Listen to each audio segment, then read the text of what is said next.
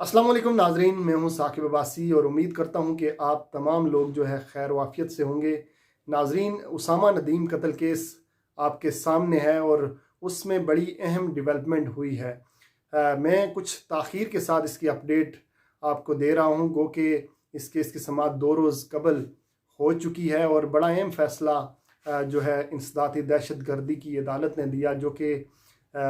बड़ा ही जो है दुख देने वाला है, ख़ास तौर पर उसामा नदीम की फ़ैमिली के लिए, क्योंकि जो बुनियादी उनका पॉइंट ऑफ व्यू था शुरू से ही कि जो ये दहशत गर्दी का वाक़या है और इसे इंसदाद दहशत गर्दी की दफ़ात हैं वो FIR में उन्होंने शामिल करवाई थी और पुलिस ने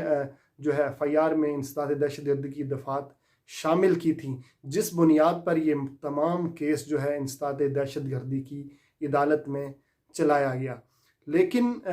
अब जो है इंसदाद दहशत गर्दी की अदालत की जानिब से जो है बड़ा अहम फ़ैसला दिया गया है। ये 780A ये इंसदाद दहशत गर्दी की जो दफ़ात हैं वो अब जो है इस केस से ख़त्म कर दी गई हैं। ये इंसदाद दहशत गर्दी की अदालत ने जो है ये फ़ैसला सुनाया है कि ये केस दहशत गर्दी का नहीं है और इसमें से जो इंसदाद दहशत गर्दी की दफ़ात हैं वो ख़त्म करके अब ये केस जो है डिस्ट्रिक्ट कोर्ट जो है भेज दिया गया है। ये फ़ैसला जो है सामने आया है, लेकिन जो उसामा नदीम की फ़ैमिली है उनके लिए ये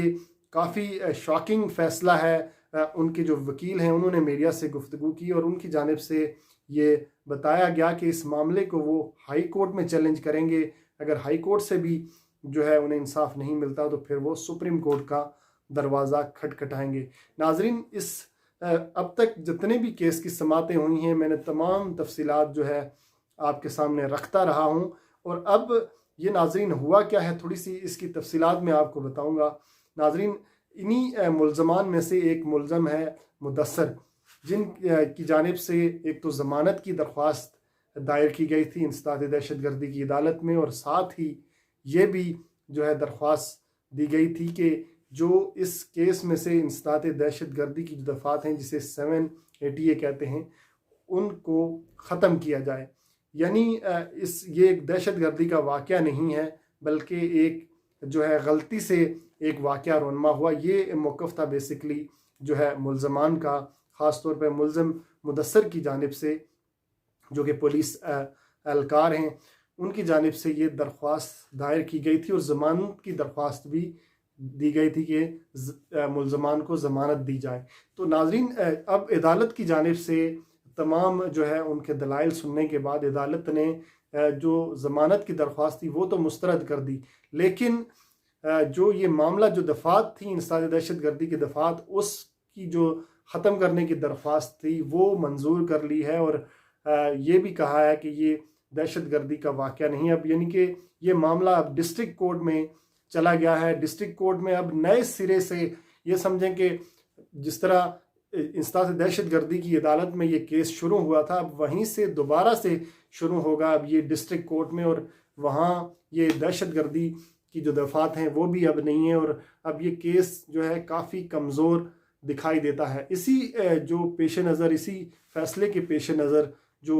उसामा नदीम की फ़ैमिली है उसने ये फ़ैसला किया है कि अब इस मामले को वो हाई कोर्ट में चैलेंज करेंगे। जो जब तफसीली फ़ैसला आएगा इंसदाद दहशत गर्दी की अदालत का तो उसको देखते हुए जो उस फ़ैसले में जो तहरीर नकात होंगे उसको देखते हुए अब ये मामला हाई कोर्ट में चैलेंज किया जाएगा। नाजरीन, अफसोसनाक बात यह है, जैसे मैंने आपको शुरू में ही ये बताया था कि हमारा जो अदालती निज़ाम है वो इतना तवील है और इंसाफ मिलते मिलते कई साल गुजर जाते हैं। यहाँ तक कि मुलज़मान अगर 14-15 साल जो है जेल में काट लेते हैं, उसके बाद शायद कभी कभार ऐसा भी होता है कि 14 साल काटने के बाद मुलज़मान को बरी किया जाता है कि आप बेकसूर थे। जब इस तरह के फ़ैसले अगर आते हैं तो फिर अगर जो मुलज़मान सज़ा काटते हैं उनका क्या कसूर था कि 14-14 साल वो सज़ाएँ काटते हैं। तो नाजरीन, मैंने एक पीछे भी कहा, पहली वीडियो में भी ये बताया था कि ये मामला जो है अगर यहाँ से उसामा नदीम की फ़ैमिली को इंसाफ नहीं मिलता तो फिर हाई कोर्ट और फिर सुप्रीम कोर्ट के दरवाजे हैं। लेकिन ہوتا کیا ہے کہ جو مظلوم فیملی ہوتی ہے وہ ان کیسز کے پیچھے چلتے چلتے چلتے ایک وقت ایسا آتا ہے کہ وہ اپنی تمام جمع پونجی جو ہے ان کیسز پر لٹا دیتی ہے، اور پھر ان کے پاس اتنی سکت نہیں ہوتی کہ وہ بڑی عدالتوں میں جا کر کیس لڑ سکیں، اور پھر سرکاری وکیل اور ان کی مرضی اور اس طرح کے فیصلے بھی ویسے ہی سامنے آتے ہیں۔ لیکن اب دیکھنا یہ ہے کہ کیونکہ ابھی اس کیس کا فیصلہ تو اپنی جگہ، لیکن جو ابتدائی چیزیں ہیں ان کے اوپر ہی جو کیونکہ فیصلہ آ چکا ہے کہ یہ دہشت گردی کا واقعہ نہیں ہے، اور جو دہشت گردی کی دفعات ہیں ان کو ختم کر دیا گیا ہے، اور اب یہ ڈسٹرکٹ کورٹ میں چلے گا۔ اب دیکھنا یہ ہے کہ ڈسٹرکٹ کورٹ جو ہے اس معاملے کو کیسے دیکھتی ہے، اور اس کے اوپر ڈسٹرکٹ کورٹ کیا فیصلہ کرتی ہے۔ وہ نئے سرے سے اب جو چلان ہے وہ ڈسٹرکٹ کورٹ میں جو ہے پولیس پیش کرے گی، JIT رپورٹ بھی وہاں پیش کی جائے گی، پھر گواہان ہیں ان کے بیانات ہوں گے، اور اس کے بعد جو ہے ڈسٹرکٹ کورٹ اس پر فیصلہ کرے گی کہ ملزمان کو جو ہے سزا دی جاتی ہے یا ان کو بری کیا جاتا ہے۔ اسامہ ندیم کی فیملی کو کس حد تک انصاف ملتا ہے یہ تو آنے والا وقت بتائے گا، لیکن ابھی جو ابتدائی جو دہشت گردی کا فیصلہ، دہشت گردی کی عدالت کا جو فیصلہ ہے اس کو چیلنج کرنے کا فیصلہ کیا گیا ہے۔ دیکھنا یہ ہے کہ ہائی کورٹ اس کے اوپر جو ہے کیا فیصلہ دیتی ہے، اور اگر ہائی کورٹ جو ہے اسامہ ندیم کی فیملی کے حق میں یہ فیصلہ دیتی ہے کہ یہ دہشت گردی کا واقعہ ہے اور جو دفعات لگائی گئی تھیں یہ درست ہیں، تو پھر دوبارہ سے جو ہے یہ اسی عدالت میں یہیں سے آگے کیس کنٹینیو ہوگا، پھر ڈسٹرکٹ کورٹ میں نہیں جائے گا۔ تو ناظرین یہ اب تک کی اپڈیٹ تھی اس کیس کی جو میں نے آپ کے سامنے رکھی۔ ہماری دعا ہے کہ اسامہ ندیم کی فیملی کو انصاف ملے، لیکن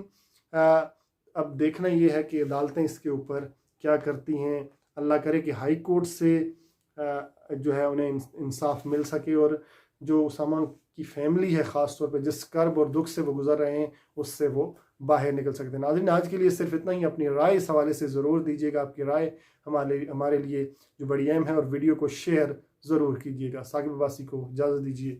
اللہ نگہبان۔